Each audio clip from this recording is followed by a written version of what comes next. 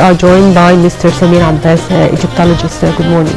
Good morning. Good morning, Shireen. Good morning, Nancy. A very good morning to you, Mr. Samir. Obviously, we've just wrapped up Hidden Treasures, and now those were treasures that were off the beaten path. But we're starting a new series with you now, and it's all about the mysteries of ancient Egypt. Tell us a little bit about what you have in mind for this. So, good morning, both of you. Thanks for reminding our audience about what we've done previously, and even before that, we've done also a different series of about ruling queens of ancient Egypt.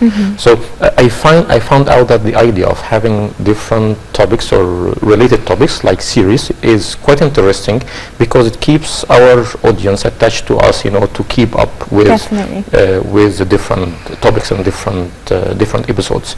And especially that the ancient Egyptian civilization has lots of documentation, has lots of knowledge, which is very well documented by the ancient Egyptian people. So the ancient Egyptian civilization is the most documented civilization. It is the most ancient and the most documented civilization in the history of mankind as well. And that's why we can speak in all of our lifetime. We will not give these civilizations the credit they had. So in mysteries of ancient Egypt, that was a topic which is we came to the choice only yesterday, when we were thinking about like a new topic to discuss. And I would like to explain the process of choosing the topic because it's quite interesting. Actually, the process itself is quite interesting. So there was different topics actually came to my mind, like art in ancient Egypt, architecture in ancient Egypt, religion and spirituality in ancient Egypt. Astronomy in ancient Egypt, which is we might actually in the following month we can cover this topic. But from my academic perspective, it might be leaned to art, architecture, astronomy, spirituality in ancient Egypt, and as far as I know that, you know, this channel is not only for academic, it's also for common people who are native English speaking, who are following us and trying to learn about ancient Egypt and Egypt in general through this channel. And that's why it was very important to ask and to get some suggestions from those who are our targeted audience. I started texting some of my friends who are expats, foreigners living in Egypt or abroad, and they came with different suggestions. You know, one of the suggestions which I like most is mysteries of ancient Egypt. So then I started making my online research, just putting the words, and it was really quite interesting. That was the most viewed subject or titles by people online. So documentaries and articles, you know, even very short articles, you know, and very short documentary, even not made by academic, but I found that there is like tens of thousands of viewers on these topics, and that gave me a confidence that will be the topic we should talk about. Well, from your research, did you find that there were certain monuments that attracted more people more than others? It was more about the subjects. You know, it was actually both, you know, subjects and monuments. Because, for example, in our topics, we will deal with monuments like the Sphinx, like the Great Pyramid. We will deal with topics like Tutankhamun and his mysterious death, his father, Akhenaten, which is we still know far how he died and how his power came to the end. So it will be a mix of both, like subjects, like historical figures, and also monuments. So there were setbacks actually in many of the documentations or short videos or articles I've seen online, because of the title is catching people interest, that give a chance for many people who are not specialists, who are not coming from academic background, who might have like religious or political agenda in order to throw up ideas which is not true or not confirmed, at least not academically confirmed.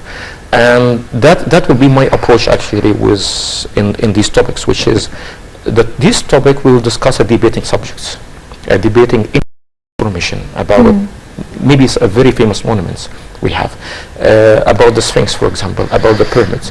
And I will Can you say that the mummification also is one of the mysteries of ancient Egyptians? That's in my list. Mummification. You know, mummifications. And the mummy curse as well. So there is no documentation of the mummy curse of the ancient Egyptian academic actually knowledge, but it is something which is catching people at interest, and there is something which is lots of people talking about it out there. We need to trace, we need to understand, you know, who came with the idea of the mummy curse and how it spread and how it became one of the common knowledge of people out there. So in our subjects, we are not only dealing with things which is from scientific academic perspective, which is confirmed. We are dealing with the public opinion, the people, the average person opinion, and that's why we might came with sorry to say that a very silly actually a very silly question like who built the pyramids. Of course it is the Egyptians. We all know that it was the Egyptians, but the surprise is when I text actually one of my friends after choosing the topics to suggest like the different episodes. So she's American living in Egypt, and she said, and she's a teacher by the way, and she teaches history. She said actually one of the very important topics could be who built the pyramids. I told her, how, you know, everybody knows actually the pyramids was built by the Egyptians. She said, no, that's not right. So in my backgrounds, in my country, half of the people, they think that it was built by aliens or it was built by the people of Israel. There are a lot of documents on the internet. And that's why it was very important for me to see what is the other people perspective, not only those who are coming from academic perspective, but also the common people. And that's, we will cover that in our episodes. I will not ever think about it actually, suggest anything like that, unless I get this comment, who built the pyramids. We will talk about so the common theory, the academic theory, and we will give our suggestions as well. So I think that this episode will help not only to attract attention to a very important monuments and topics and kings and queens we have, but also it will help to correct things, in putting things in the proper perspective. In our study, we don't actually normally study these topics. As I mentioned before, that's like a silly event to talk about it. So in our study, but if we are targeting like a bigger audience, it's better to speak to the language they understand or hit the topics which is interest for them. Right. And how exactly do you plan on covering them? I mean, like last time we were talking about, we took it through regionally, if I recall correctly. How are you planning to cover this? That's a very good question, thanks Nancy, because that was, I was like struggling with myself since yesterday how I would plan actually for that. In the beginning that I said that I would dedicate an episode for one particular topic. Right.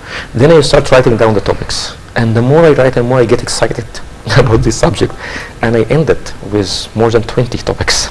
And that will, if we are doing that like once a week, and normally I'm not available actually every week, so that will take a long time. Right. And that's why I packed up and I decided, no, we can cover like 2 or 3 topics related to each other in every like episode, and that's how we can finish in like maybe hopefully 6-7 episodes, interviews, but I'm pretty sure that when I go back home today, or maybe when driving back home, I will find more interesting topics to add to it. So can you say that the pharaonic era is full of mysteries that aren't solved till now? Yes, that's very there is much. No answer for many things that took place at that time. Exactly, there is still no answer, for things. And one, so let's explain, the process of discovering the ancient Egyptian civilization first, because that will be help in giving the proper answer of this important question. So the ancient Egyptian as a science is a new science. It's only discovered, or started, better say started, when Champollion break the code of the ancient Egyptian language. And that happens in 1830. From 1830, that this science started. So another thing which has happened because of, in that time, so it was the Europeans, they were more advanced than the Egyptians at that time. And it was their interest a long time before that the Egyptians, to have an interest in the topics. And that's why most of the early archaeologists actually coming from European backgrounds. French, British, Germans, Americans, and many other European nationalities. So then the second problem is, many of them, or the early archaeologists, they came from a very strong religious background. And their main motivation to explore and to study about Egypt in order to find answers about some of the biblical stories in the Bible. Because there is, that was, Egypt was mentioned many times in the Old Testament, and that was one of their main incentives. So they were looking at Egypt from biblical perspective and trying to find answers from, which can help them understanding actually their or proof things in the Bible. And that's why we came with a very interesting series about the Pharaoh of the Exodus and about who built the pyramids and all of that, trying to connect positive. So another thing, which is the third thing which has happened, that many of them, they were trying to rush finding solutions of historical mysteries. Such, for example, they didn't like the idea of leaving a gap in history is not being filled. So, and that's why they came with their own explanation, which is normally, it has no support. There is no documentation, there is no evidence to support that. I will give you an example. So the most common theory about the death of Hatshepsut and her rule so far, which is this famous ruling queen who ruled Egypt successfully 3,500 years ago, that was her stepson, Thutmose III, killed her and took the power away from her and destroyed her temples. So the problem that we don't have a physical evidence to prove that. Actually, we have more evidence now that proves the opposite. But in that time, so they were influenced with their backgrounds. That's about the kind of relationship between a stepmother and a stepson. And they made up the story of that was the stepson, which is he killed actually his stepmother. And this story is still, unfortunately, still the most common, even without a strong evidence to support that. So the message here is they felt maybe jealous to leave something which is uncovered and unexplained, so they started filling these gaps with things from their own mind, from their own explanation, and because that was a long time ago, and because they were considered the pioneers, or better to say like the founders of this science, their thoughts has been very highly respected and still being common until today. Are there things that have been left unanswered by the pharaohs themselves intentionally? That's another very good question. I wish we can keep actually these these questions for all of the episodes, because the questions will help in each subject. Yes, intentionally. So in not forgetting that the pharaohs, they had their own bias. The pharaohs very highly looked at in ancient Egypt. The pharaohs were not just a human; they were gods and human. Right. And the pharaohs, so in the eye of the people, in the eye of the commoner, they have no room for mistake. The pharaohs never made a mistake. So the pharaohs always right. The pharaohs always victorious. The pharaohs always has answers and solve problems. So think about the Old Kingdom and the end of the Old Kingdom, when the Nile River failed the Egyptians and the flood was not coming enough like to irrigate and fertile the land. There was famines and people were dying. So who's responsible for that? Is it the Nile or the Pharaoh? Actually, that was because the Pharaoh introduced himself as a god. That's what the people believed in. So, and that's why this Pharaoh, he lost his power. So there is many other examples as well. Another example, like it's very difficult to find any documentations of the Egyptian army lost a battle for 3,000 years. Definitely you'll expect that what happens. Even if it is not common, that what happens. But you never find a single documentation for that, because that will be, in their perspective, that will destroy the image of the king of the Pharaoh. And this is not the goodness of the stability of the country. Even Ramesses II was losing battles against the Hittites, he was still promoting for his successful battles on the walls of the temples, and when he was losing ground. So there is many examples, and that could be one of the reasons actually why we have these gaps of history, because of the Egyptians, the ancient Egyptians. The media was controlled by the kings in that time, and all of these carvings, hieroglyphic temples, that was our media today, and nobody had the power or the knowledge or the money and the wealth and the influence to write down these stories carved on walls and hieroglyphics, unless the government, the king and the priests. So, Mr. Samir, do you believe in the curses of the pharaohs and the one related to Tooth's tomb? Okay, so I was not planning to go to this detailed subject now, but just giving a glimpse about that. If I will give just one answer myself now. You believe in now? No. The curses? No. No, I don't believe in the curse of Tutankhamun. No, I don't believe in it. But it was fabricated in a way in order, because there was a very high demands of Western media for publicizing news about the death of Lord Carnarvon, which is he was the one who was sponsoring the project of finding King Tutankhamun. They couldn't find an interesting material to attract people's attention, unless talking about this curse, that was not true. There is nothing to support that, I mean, and that's how they can sell more newspapers and more magazines in England in that time. So, but it could be scientific explanation for early death of Lord Carnarvon. And also, don't forget that King Tutankhamun was sealed, and that was one of the very rare tombs which has been discovered intact, which is sealed, which is possibly there is poisoning gas, it is something give radiations that will that make him get sick and die. But so far I don't have. It is very important to mention the word so far, because every day there is a new discovery. I don't want to block my knowledge by saying that that's definite. So far, based on our knowledge so far, no, I don't believe in the curse of Tutankhamun. Right. But we talk about again, when we go out back to the point of there being mysteries. You mentioned that there's the aspect of how it was perceived by some people when they wrote about ancient Egypt. We talked also about the possibility of the ancient Egyptians themselves not wanting certain things to be known.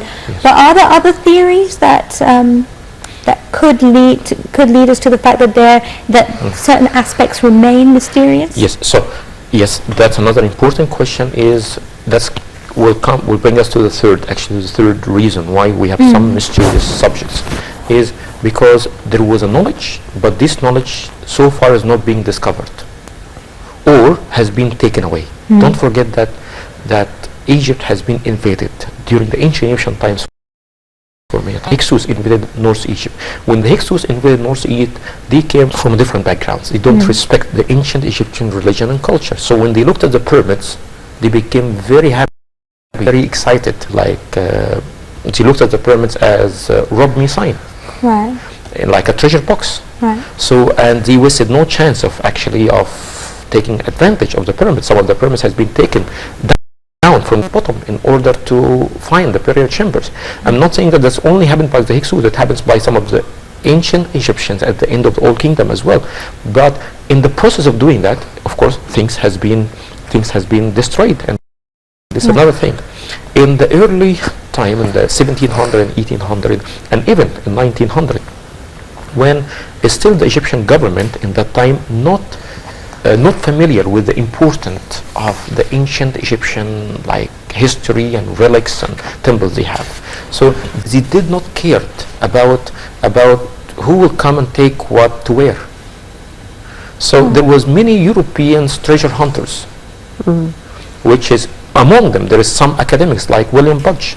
William Budge, for example, he is a very famous curator, is a very well-known Egyptologist. He wrote down lots of books about Egyptology. He literally hired a house next to the Egyptian Antiquities storehouse, and he hired a gang to tunnel from this rented house into the storehouse to steal monuments, especially the papyrus, which is the only or the most complete papyrus of the Book of the Dead.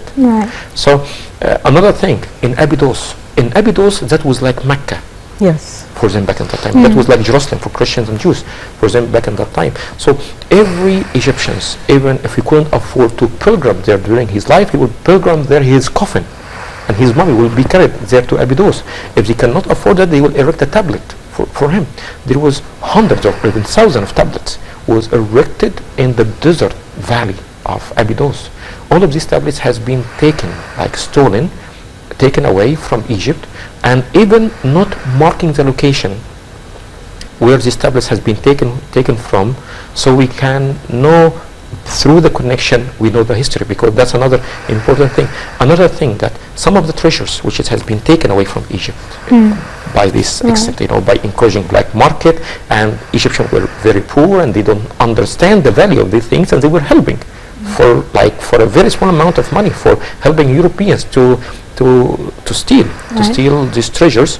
So these things has been taken to a private collections, and that's really awkward because the private collections, that mean that you don't know from where this necklace, this coffin, this mummy came from. Right.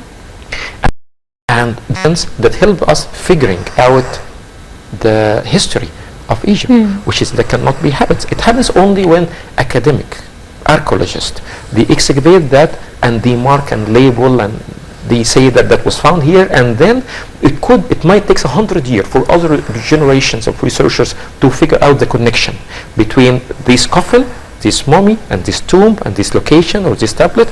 But it might take 100 years to figure out this connection and solve a historical mystery. But by taking that away from the location and not documenting that is... How does the process work of excavating, and then, because you mentioned something and I found it very fascinating, of documenting, excavating, and then looking back. I mean, how does the whole process work? Okay, so if you're talking about today, so everything is documented. Everything should be labeled. Everything should be under the eye of the Egyptian Antiquities Department. Even if there is foreign archaeologists, you know, excavating, that should be under the eye and the witness of the Egyptian Antiquities Department, you know, for the documentation and for preserving and for keeping these artifacts in Egypt. But for a long time, that wasn't happening. And for a very long time, there was no even... Those who comes to excavate, they don't need to prove their background, where they come from, what is their... I will give you an example, Belzoni. Some of my Italian friends might actually angry from me for that. Belzoni, he was literally a circus man. Right. He had no background at all about history, archaeology, and all that. So Belzoni, he came to Egypt as a treasure hunter. He figured out that he can make some more money by coming and working. He was working for the British Embassy, by the way, in that time. They had a contract with them in order to go and explore and excavate and ship things. And he's very well paid for that. Right.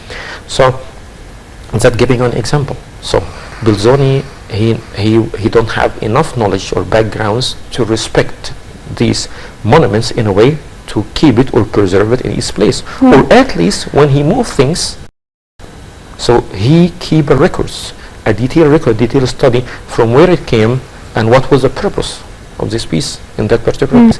And there is many examples. There was an artist who went to the Valley of the King's Tombs. They are making illustrations of these beautiful scenes in the Valley of the Kings and other temples of Egypt, and taking these catalogs with them to Europe for dignitaries and for rich people, showing them actually these photographs and these scenes and asking them what you would like. And they will pay a deposit because they will come back to Egypt and they will cut it and ship it to them. So, Mr. Samir, do you think that the new discoveries and new excavations can reveal a lot about these mysteries? Definitely, yes. Definitely. But that's a sort of two blades, as I'm saying. So, sometimes I feel that we rush giving new explanation when we discover new things, not waiting until it properly understood and properly studied, so we can come with more credible and more a good explanation based on a good documentation and a study. So definitely new discoveries helps, but sometimes answers giving very quickly, and that's affecting our reputation as a local Egyptian archaeologist. It's better to give the time and consulting and study in order, and we should not use that is a definite. We shouldn't use this word at all, because there is nothing is definite, and especially about ancient Egypt. So you can be different about something today, but a new discovery tomorrow will change that. Talking about Egyptian pharaohs and ancient Egyptians, how did they excel in astronomy, excel in architecture, in building? And that was a long time ago. How did they do that? That's one of the subjects. It's a mystery. Yes, exactly. That's one of the subjects, and there is no way that all of these amazing architectures, the pyramids, these unique, perfect monuments, came without a proper study and a proper planning. So, and this proper study and proper planning, definitely, it wasn't documented on papyrus.